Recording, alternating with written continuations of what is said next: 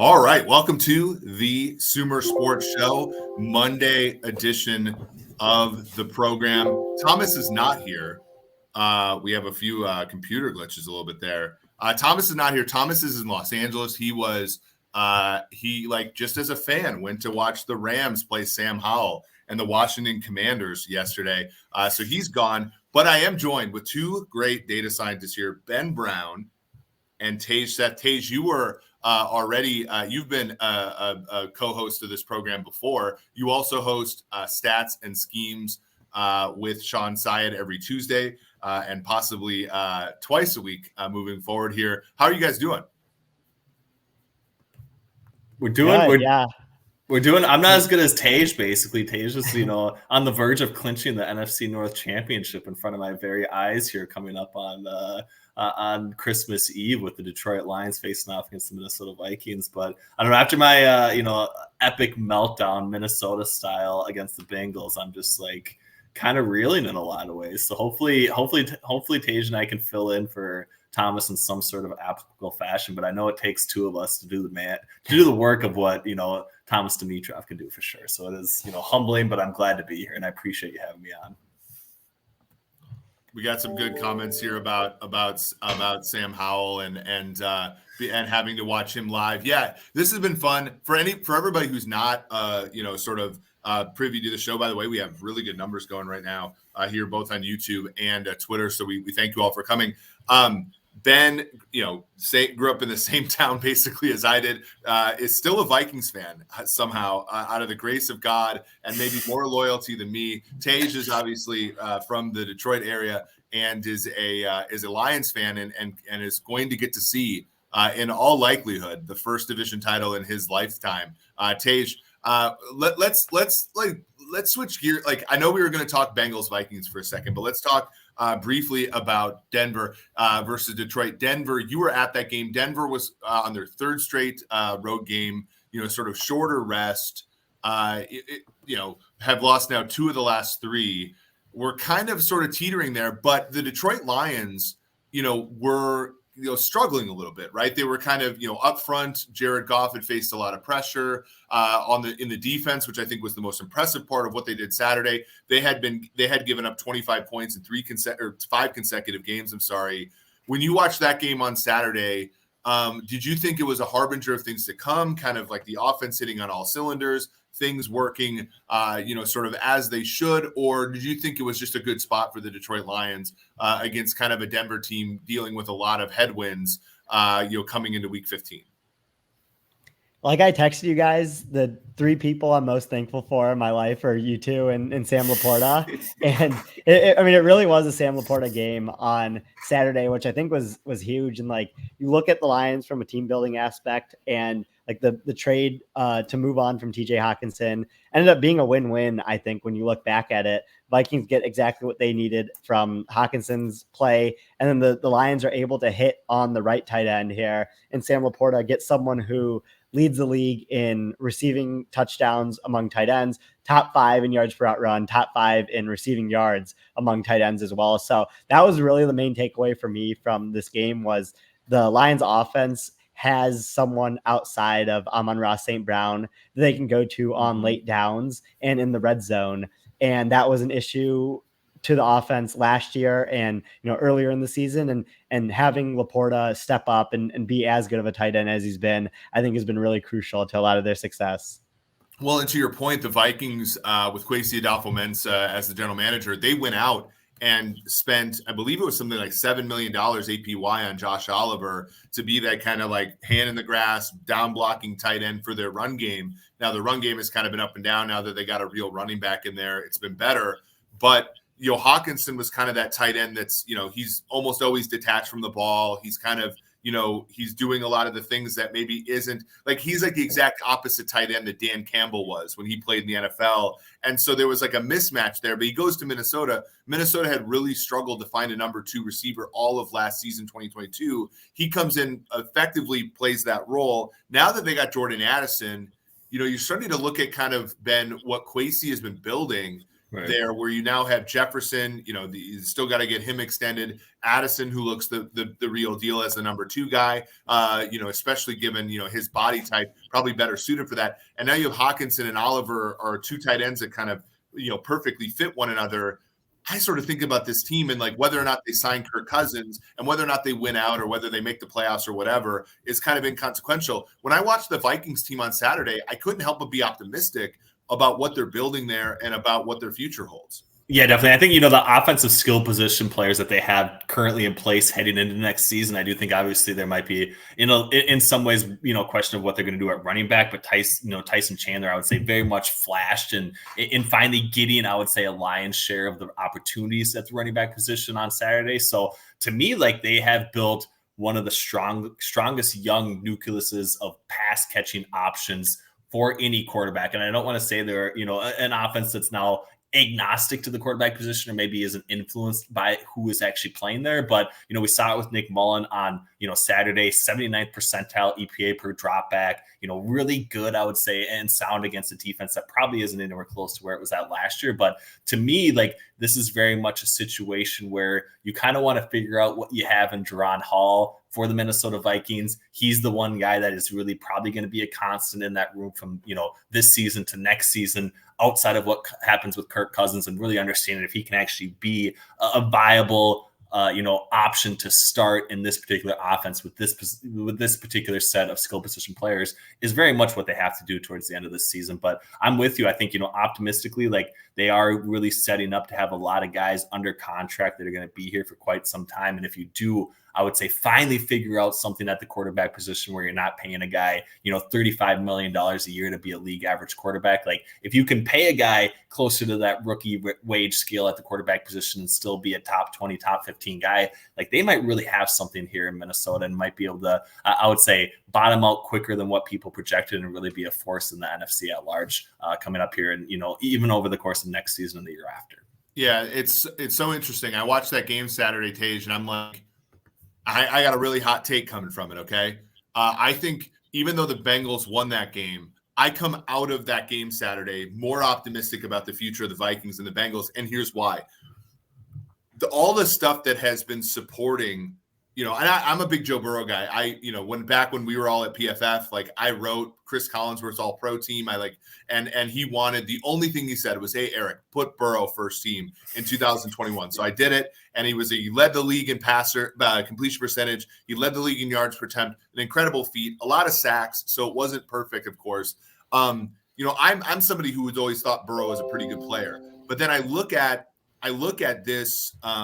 I look at what happened on Saturday. I'm thinking to myself, how much of what Joe Burrow is because of things in Cincinnati that aren't necessarily going to be there forever, right? Callahan is the OC, Chase and Higgins for sure probably will not be the 2 receivers on his team all that long. Offensive line, has always kind of been bad, and it's, all this stuff. Like, whereas with Minnesota, it's like, Kirk Cousins has been not a league average quarterback. He's been a top 12, 10, 8 guy.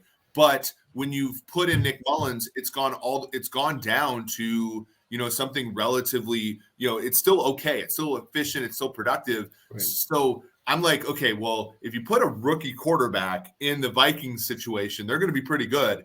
If you put rookie players with Joe Burrow, where there were previously veteran good players, it might not be quite as good. Tage, you have the same takeaway from that game. I'm definitely with you. I've been someone who has been lower on Joe Burrow than consensus. And it's nothing really against him. I think he's a good quarterback. I think just so many of the reasons why people put him high in quarterback rankings, like when they tried to put him in the Mahomes tier, was like because of the stuff that we can't measure, the it factor, the leadership. Like, I just didn't necessarily put a ton of weight in that. But like, when you look at the way that the Bengals have built this team, like, the skill sets of Jamar Chase and T. Higgins match up perfectly for Joe Burrow with the amount of go balls he likes to throw and their ability to bring a lot of those go balls down. So now you're looking at an offseason where T. Higgins is probably going to leave in free agency. Maybe even Tyler Boyd ends up going, you downgrade at tight end.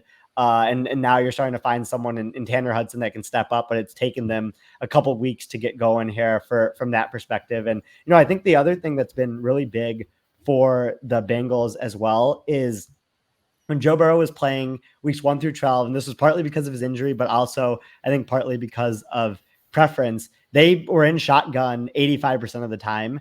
And that has gone down to 74% of the time, now that Jake Browning has taken over. And their EPA per rush has gone from 20th in the NFL with Burrow to 8th with Jake Browning. I think that because of Callahan as offense coordinator, Taylor as the play caller and the head coach, they've been able to be a little bit more diverse with the run game. And I think that's definitely benefited them as well on offense.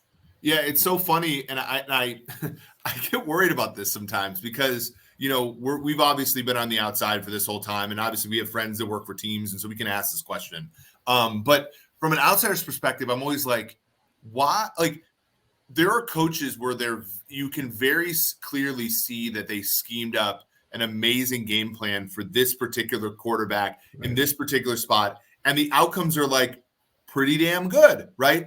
And do these coordinators run out of things to do? Do they get like I cannot imagine it's laziness, right? That gives rise to a bunch of great game plans with Jake Browning, and then all of a sudden team defenses figure him out. And then these coaches don't have like a left hand to go to when, they take away the right-handed dribble and all this stuff. So it's really interesting to me. And, hopefully Jake Browning can continue this way. Obviously, he's not a young guy. He's like kind of 27 or so, was with Minnesota. I know he was motivated, even though that wasn't the regime that let him go. It'll be interesting to see when, just this what Ben needs, another Viking to lead the nest and to do better somewhere else. But that was just an interesting outcome because I think about this, and obviously there's so many good things that the Bengals have accumulated over the past few years, and we attribute a lot of it to Burrow. And maybe now we're starting to see that it's less about Burrow and more about a lot of stuff that may not be there for all that long any longer, including T. Higgins being kind of the key among them. Let's talk about this game because this was an epic performance here by the Buffalo Bills, but they beat Dallas up pretty badly. Multiple scores here at home in the weather. Dak, frankly looked like he had the sickness that Jalen Hurts has right now going into Monday Night Football. Ben, when you looked at that game, Buffalo closed -2. It was kind of open -1 or so. So there was some money on Buffalo. And from what I was hearing from my communities, it was it was because of sickness and stuff. But it's not just attributed to that. This is a Buffalo team that I think a lot of us going into the year thought was pretty damn good. And now it's different than I think we thought it was going to be. It's less Stephon Diggs and Dalton Kincaid, and it's more James Cook. But this team has really figured out something. Yeah, definitely. I think to me, full disclosure, I was fully on board with the Cowboys kind of running away with this particular match, but was a spot that I definitely liked from pinnacle betting perspective and all these other things. So to me, it was kind of a shocking outcome to see in a lot of ways the Buffalo Bills, kind of completely flip the script from where they were at kind of like from a successful standpoint. On the offensive side of the football, a lot more of it was James Cook kind of being the focal point of the offense. I think, a lot of people are going to look at the pass rate over expectation, where they've been at in prior seasons and then where they were at, in week 15 in this particular match, but they kind of flipped the script in a lot of ways. And to me, I think the main takeaway for me and the reason why we've kind of started to see this Buffalo Bills figure things out offensively, in a lot of ways has to be the coordinator shift going from Ken Dorsey to Joe Brady. I know it maybe isn't, a focal point of a lot of fans and all these other things, but to me, that was kind of the point at which it seems like they figured things out for Josh Allen. He does seem to be a lot more settled within the pocket. They are still maximizing what they can get with him from his legs, but it isn't a focal point with just Stephon Diggs. And they've gotten a lot of things from, ulterior players, not necessarily, the Dalton Kincaids of the world and those sorts of things, especially on this matchup on Sunday. But I think overall, the direction where they have kind of switched and flipped to is going to be a much more sustainable approach going forward. And I think that the only reason that I can see, outside of Josh Allen maybe just figuring it out mid-season, has to be that switch at the coordinator position to Joe Brady. And I think that's very much kind of how I'm evaluating it, and don't really think I could change or go off that prior unless I do hear some convincing arguments, I would say, elsewhere. Yeah, one of the things that we want to do for the website next year, as everybody knows, Tage is sort of the creative brain behind the entire thing, is adjust running back efficiency for who the quarterback is in a random way, and adjust passing efficiency for who the coordinator is. By the way, for all those people that don't like Brock Purdy or don't like our graphs attributing EPA to Brock Purdy, even after you strip out Kyle Shanahan, he's still the most efficient quarterback in the NFL. And what I really think is funny here, Tej, is James Cook is second in the NFL in rushing. He leapfrogged Derrick Henry, who somehow managed to have like 20 touches for 12 yards yesterday against Houston, but he's 10th in carries. So we're talking about a guy who's being incredibly efficient. And I got to think that some of that is defenses don't want Josh Allen to keep the ball. And so they're just holding back a little bit here and there, and that's creating creases. And then the other part is that James Cook, I think, actually has some athletic ability that can really take advantage of some of those things. He's been the first Buffalo running back that hasn't been one of these breaking tackle merchants of the Zach Mosses and the Devin Singletaries, who are good in their own right, but different. He's been the one guy who can take those creases that Josh Allen affords them in the running game and actually do something explosive with them. Mm-hmm. I'm totally with you. I think James Cook is a great player. And yeah, like you mentioned, like someone that gives them an answer in the run game other than Josh Allen, because they were so big on just like spamming the Josh Allen like QB power button when they needed 3 or 4 yards in crucial situations. And like now having James Cook and, someone who ranks 4th in yards per carry in the league among running backs. And, we have the yards created metric on the website as well. He ranks 6th in that, adding 0.56 yards over what an average running back would do in his situation per carry. Like, I just think someone like James Cook that has that ability to get outside and break off explosive runs when needed, and then also be used in the passing game, like we saw so much in the first half against the Chiefs, has been really big for this Bills offense as they find that like second answer besides Stephon Diggs, because like Diggs hasn't had these big blow up games these past couple of weeks, but James Cook has been the main feature of a lot of that. And like Ben mentioned, they're working in Dalton Kincaid, and now that Dawson Knox is back, and even Gabe Davis from time to time, I think you can start to feel better about Buffalo's offense. Yeah, and as our fantasy teams at Sumer can attest, just Stephon Diggs has not been as productive the last 8 games as he was the first 7 or so. It is interesting as well on defense that they remain injured, but they are getting contributions from guys like Rasul Douglas, who I know, our former employer PFF, with the PFF war, he's been the most valuable corner in the NFL. I don't necessarily think that that's true, but I do think directionally he's been quite good for them and has kind of saved their season on the other side of the ball. That was a really good. CeeDee Lamb was on a offensive player of the year if you take out Tyreek Hill trajectory. And he was pretty much stymied yesterday until the very end. Speaking of stymied, the favorite in the AFC South, now it's only minus 130 if you look at FanDuel. The Jacksonville Jaguars hosted Baltimore yesterday. Baltimore lost Keaton Mitchell, who with an ACL, who had been really wonderful for them as a running back in concert with Gus Edwards. He goes down. Lamar Jackson, sort of more of the same, where he's not putting up a ton of numbers in the passing game, but he's running the football effectively. He's taking care of the football for the most part. And in this case, it was kind of that meme, Ben, where, like all those players were playing on the ice and they just stood there and all the other players fell down. That's essentially how they played Jacksonville last night. And Jacksonville, sort of played right into their hands. And you have to wonder now, in addition to the concussion, Trevor Lawrence has that knee. How much can you really depend upon Jacksonville here moving forward?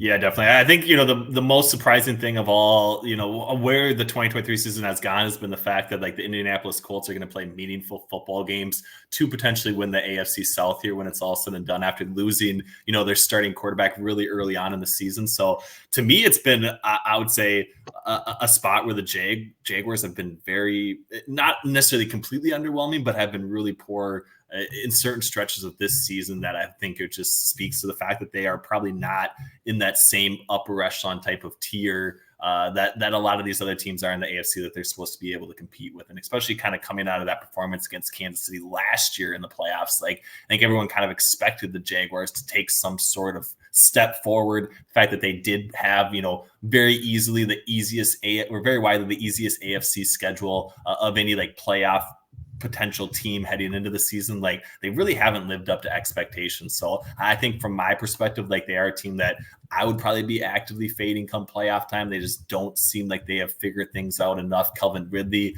hasn't really been a difference maker in the way in which a lot of people projected. 12 targets yesterday, but only 5 receptions basically for 39 yards. Like, that's a big chunk of target volume, not really being all that efficient, I would say, whatsoever. So I'm with you. I do very much think this was a spot where, the Ravens just kind of outlasted the Jaguars' mistakes. But I also think Baltimore is kind of continuously being a little bit under the radar from like a market consensus type expectation. To me, I thought like the Mark Andrews injury would maybe be a little bit of a bigger fallout from their offense and what they've been able to do through the first half of the season. I think Isaiah Likely has, in a lot of ways, filled that role and filled that gap. Maybe not necessarily better than Mark Andrews, but a way in which Mark Andrews couldn't from more of an explosive play type rate. And I do think that overall it's kind of helped, the rest of the pass catching unit at least somewhat emerge. I know Odell Beckham Jr. had a really quiet game, Zay Flowers as well, but those sorts of offensive outputs are probably going to come when they're actually needed, and just very much weren't needed here on Sunday night. So I'm very bullish on the Ravens, and I do think they could,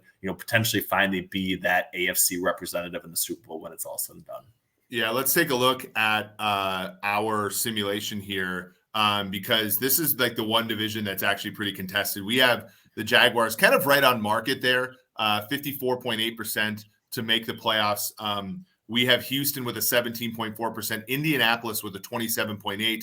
When you look at like the strength of schedules to this point, this is a really tough one, Tage, because when I look at Jacksonville to this point, they've played, if you look among these teams, the Jaguars have played the third hardest schedule, whereas you look at their competition in this division, Houston, Indianapolis are sort of in that fourth and fifth easiest, right? So if you look at that, that's, when they're all at 8-6, they have a sweep over the Colts. They have a 1-1 against Houston.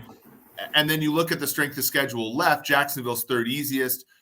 Indianapolis and Houston are sort of more in that top 10. When I look at, this one, and Houston and Indianapolis play each other. So in theory, one of those teams has to lose as well, but also one of those teams has to win. Without Lawrence for an extended period of time, it gets dicey. But I do think Jacksonville is still rightly the favorite and favored against the field to be this this division's winner. It's just a lot more dicey now, Tage. Ben kind of mentioned this, and like it's something that you just notice when you're watching the Jaguars, but like the ability to not close out drives has been like really frustrating, I think, to watch. When you look at like their EPA per play before the plus 40, they rank 10th in the league, right in between like the Chiefs and the Ravens. But then once they cross the plus 40 yard line, they get into scoring territory. They rank 28th EPA per play in the league. And you saw it last night with like the fumbles and, some of the miscue at the end of the half where they didn't end up scoring. But, over time, I would expect that to converge a little bit, and they would be able to, have some positive regression in that end. And yeah, if Lawrence stays healthy, and they do close out the season with the Panthers and Titans, so you can feel pretty good about those two games for them. I mean, what really becomes a big game is next week against the Buccaneers, with a not fully healthy Trevor Lawrence. I think that'll be really interesting to watch. And if the Jaguars can win that game, they should wrap up the division. If they lose that game, I think it'll get pretty tight here down the stretch. Yeah, I know this wasn't on the sheet, but my God, how well has Baker Mayfield played? I mean, I think Green Bay might be the mark in the NFL, and a lot of us who had some, a lot of people, like Green Bay over 7.5 wins. That looked like a lock just a couple weeks ago. Now it's really, really dicey. But that defense, man, I've never seen a less sturdy bunch. But good on Canellis and good on Mayfield for sort of taking advantage of that. Chris Godwin basically lined up over the linebackers for the Packers yesterday. They made no adjustments, and Baker Mayfield basically shredded them with what was one of the best wide receivers in the NFL. Now has kind of fallen off a little bit, but that was a really good effort. And I think, that's really going to be the test. The Jaguars defense has been pretty good most of the season. When you look at EPA per play, you look at, basically any metric. They fell off a little bit against Jake Browning, but as we're coming to find out, Jake Browning can actually execute efficient offense. They've been a little bit weaker down the stretch. They were pretty good last night, in my opinion, holding a good offense in Baltimore to what they held them to. But that's a really good matchup. I think if I believe Tampa Bay is about 1.5 to 2.5 point favorites in that game. I support that number. But yeah, to your point, Tage, if Jacksonville if they lose that game, interestingly, for tiebreaker's sake, doesn't matter that much because it's an NFC game. But if it gets down to that, but for the sake of them just kind of getting out ahead and actually, getting a record that's better than Houston and better, than Indianapolis, let's just go through the games here. What it's left. Jaguars go to Tampa, home to Panthers, at Titans. Titans are a frisky team, not to be scoffed at. The Titans, the Texans, I'm sorry, they have the Browns at home, which is a sort of a winnable game, but certainly a defense that will make a backup quarterback, if Keenum has to start again, struggle. Then they have Titans at home, and then they finish with the Colts. The Colts, on the other hand, they go to Atlanta and face the Falcons team that just lost to the Panthers, and then they're home to Raiders and Texans down the stretch. So again, depending upon which team of those you get, it really does matter whether who will come out of there, but it should be pretty fun. Okay, let's finish here with a preview of tonight's game, because we have Philadelphia at Seattle. Seattle 3.5 point home dogs. They're 6-7. They're still in it in the NFC playoff race, right? We look at sumersports.com /team /league -table. The Seahawks we have the Seahawks with a 32.2% chance to make the playoffs here. They do have a sweep at the hands of the Rams that's not particularly good. That will hurt them a little bit, but if they can win this one at home, with Jalen Hurts kind of dealing with a lot of these bugs, guys, I think that obviously they're going to be in the thick of it. If they lose, they're behind the 8 ball, and really, even though they have their 2 San Francisco and 2 LA Rams teams out of the way, they're going to be in an uphill climb, especially given that it's going to look like Drew Lock tonight against probably Jalen Hurts. Ben, when you're looking at this game at Philadelphia -3.5, like what do you see as far as any discrepancies between your opinion and the market? Not really. Obviously, there's like a decent amount of home field advantage baked into the Seattle Seahawks price that I think is, obviously reflected in the 3 to 3.5. I think it was 3 yesterday. So in some ways, there is some positive news of Jalen Hurts availability, I think, moving the market even further in the Eagles' direction. And to me, I think it's hard, not to agree with that, to be honest with you. Like Seattle, on the latest reports, I would say haven't necessarily ruled anybody out, but I know their secondary is relatively banged up. Devin Witherspoon is very much questionable. Jamal Adams as well. Like this could be a spot where Jalen Hurts is kind of able to sit back and make some plays with his arm. And I think overall, like that would really be an encouraging long-term thing that a lot of people would buy into if the Eagles going to have a pretty prolific passing attack coming up here tonight. And that's kind of the direction that I'm buying into. I know rain might play a little bit of a role, weather-wise, basically, and being able to move the football. But as long as Jalen Hurts is starting, I do think that the Eagles are going to be able to kind of have a get-right spot against this Seahawks team that's very much kind of banged up, limping into the finish line in a lot of ways, and has probably been, underwhelming overall, throughout the entire 2023 season, because they very much haven't been one of those teams that could really sustainably challenge for an NFC wildcard spot or playoff berth, or even get anywhere close to the 49ers in the NFC West. So I think we kind of see the seams kind of fall apart here on Monday night. And I do think it's very much going to be a little bit of an Eagles showcase game, just based on the injury news and how that could potentially break out coming up here on Monday night. Yeah, for sure. I think, Tage, I want to ask you a question about kind of league evolution. Devon Witherspoon, which I know as a Lions fan, a little bit of a touchy subject, because Seattle just went and took him when the Lions very much could have just taken him the next pick. So he's played, 12, 13 games or so, 27 pass rush plays, 9 pressures. He's been involved in 3 sacks. Those are numbers from the consumer side of Pro Football Focus, PFF.com. Obviously Jamal Adams is another player for whom the Seahawks want to pass rush, because other than different than Witherspoon, it's because Adams can't cover anybody. But you've seen guys like Harrison Smith change games with pass rushing. You've seen is there is there an extra oomph in terms of pass rushing by defensive backs that I think that we've undervalued coming into this sort of league where, you think about Brian Flores, for example. I know his defense fell apart the other day, but, highest rate in the NFL, one of the highest rates in the NFL in blitzes, one of the highest rates in terms of dropping 8, right? There's kind of no in between. If you're going to be one of those kind of teams, you need defensive backs that can kind of play at the quarterback and play away from the quarterback. That was one of the coolest things I've seen in Seattle so far this year. When you think about league-wide trends, do you think that that's something that's going to continue? That's a great question. And, to touch on like Witherspoon as like a prospect, like our friend Haley English, who now works for the Lions, like when she was building her defensive back predictive model, like it was really high on Witherspoon across the board. And like, I think that when you see like the physicality from him, that there is like a difference being made from that end. And yeah, I mean, I think as teams have tried their own version of the Vic Fangio type of defense and realizing that it's a little bit harder to run it without Fangio himself, or having some type of Aaron Donald, Jalen Ramsey type, as I was talking about with Sean Syed today. I think it's going to shift where you're going to have these maybe more Flores type defenses where you're sending different types of pressure, whether it's defensive backs and slot corner blitzes, and you're alternating between running, 3 and 6 pass rushers on different plays, because that seems to be what's working in the NFL this year. And we know how those things are usually pretty cyclical. So I could definitely see that happening.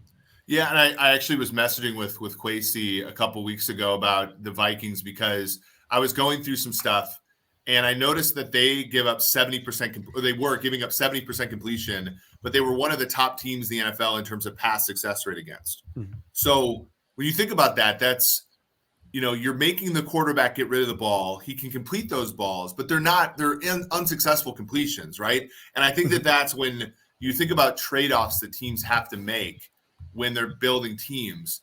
And it's like quarterback too. It's like, if you go ahead and chase that, like, if you're going to go chase a Mahomes, you're going to go chase a Herbert, you're going to go chase a Josh Allen, you're going to end up with a lot of Sam Darnolds and Trey Lances and that kind of thing. And you can withstand that. We've seen the 49ers. They found a quarterback. That's awesome. The Trey Lance thing, we were all in Vegas and everybody's giving them shit for Trey Lance. And in reality, it's like they took a swing of the bat. They missed. They're back on the track. Perfect. I don't know if you can necessarily do that much at corner and safety, and so do you prefer players who are more like sound all around, good tacklers, good blitzers, good in support, but maybe are not? Like, you look at all the Vikings DBs, none of them are shutdown corners. Caleb Evans, Mekhi Beck, like none of those guys are actually shutdown guys, but they're all tacklers. They're all guys that can do a ton of things. And I wonder if that's maybe not a more, and Kwesi obviously knowing the math, like if that's not more a much more resilient way to build a defense. So that was, and How D has a good quote here. Except against the Eagles, they ran all over us, being the Vikings. Yeah, that was alarming. Tage and I were there and watched those run fits in person, and they were certainly something. Before we go, this has been a lot of fun. We have to do this more. I know everybody knows Thomas. He's wonderful. He brings so much insight. He also likes to take vacations during the offseason. So we're going to have plenty of this trio on the podcast in the future. But before we go, we have 3 more weeks left in the season. We have playoffs coming up. I did not prepare any of us for this. Let's go around the circle. Give me your hottest take. What's the hottest prediction that you think is plausible that could happen the rest of the NFL season? I'm going to start with Ben.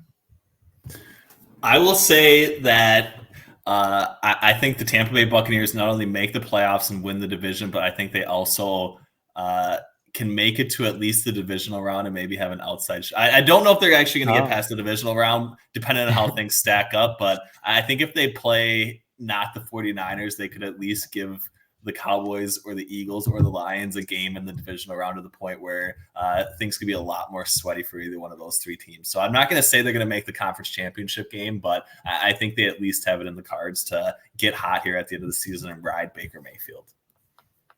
All right, Tage.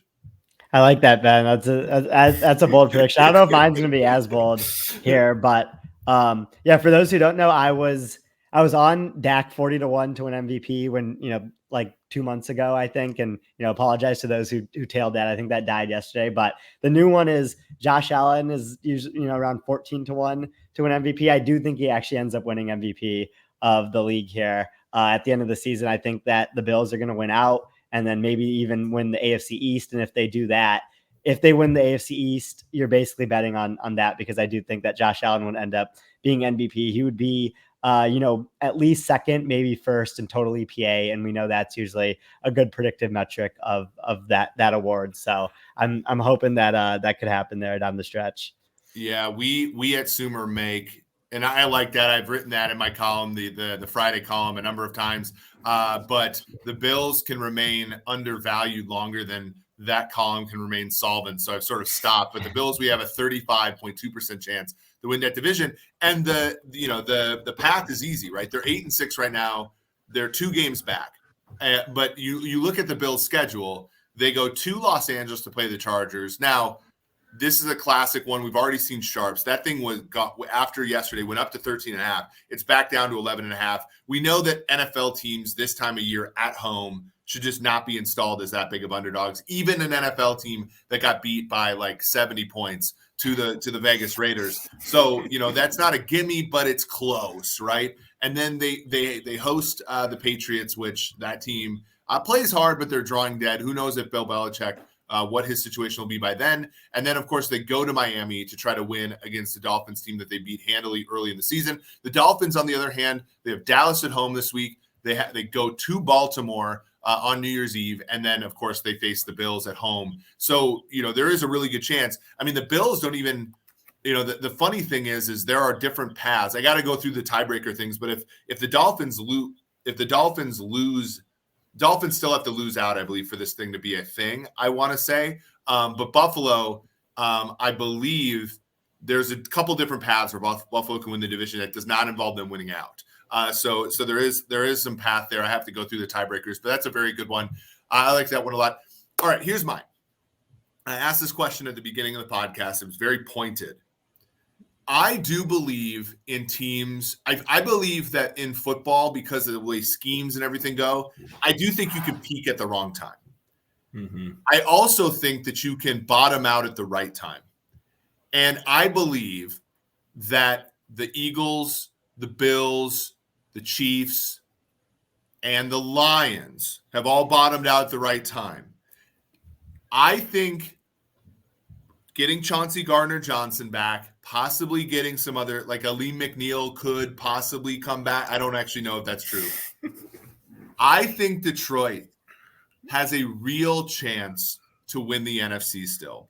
I think that, they possibly get the 2 seed. Like, let's say, like Philly's only a 3.5 point favorite tonight. Right. They possibly get the 2 seed. They could get the 3 seed. In either event, they're not facing the 0-2 Bucks or the 85 Bears in the first round of the playoffs. They get that game at home. I think we'll all be there. It'll be a lot of fun. Then, there could be an upset in the first round, et cetera. The coolest thing about the NFL now is if you're the 3 seed, you can still play a home game in round 2 because the 2 seed can get upset. And I do think that the teams like Dallas, teams like Philly could get upset in the first round. I think the Niners are somewhat Teflon, but we've already seen it with San Francisco the last couple games. Brock Purdy gets hit, and Brock Purdy, there's injury risk with that Niners team where I think they're the best team in the NFL when healthy, and I don't think it's close. I think they're a field goal better than any team in the NFL when healthy. But no one is more susceptible. No one has a drop off that's larger with respect to injuries than the 49ers do. And so I do think that there's a path for your Detroit Lions to win the NFC. And this is not something I believed going into the year, but I do believe it now. The AFC has some good teams, but there's not this, any AFC team would be favored by a touchdown over any NFC team. I think that the AFC teams are better than the NFC teams, but I don't think it's by that much. And so if Detroit makes the Super Bowl, I think they got a puncher's chance to win it. So that's my hot take. That's been your hot take since day one. I would also ask the question, have the 49ers bottomed out or not is the other question. Well, they did, right? So they bottomed out when they lost the 3 in a row, and then they got healthy. But again, I think the 3-game losing streak is illustrative of two facts. A, that their great players are truly great, right? When they're out, they're nowhere close. They can lose to the Vikings, they can lose to the Browns, etc. They can lose to Cincinnati. They got killed by Cincinnati. But that their great players are great. However, when they're out, and we've seen Debo, Trent Williams, Purdy's missed time, not a ton, but he's missed some time. He's been hurt a little bit. I do think it gets hard for them. And so they're a tough matchup in the playoffs. That's why they're always in the NFC Championship game. They're just so much different than everybody else. It's so hard to prepare for them. But I do not think that they are this like unbeatable force that they currently are, which I will say they are right now, but I don't know if predictively they will be. So what do you think, Tage? Do you think you got a shot, or am I just blowing smoke?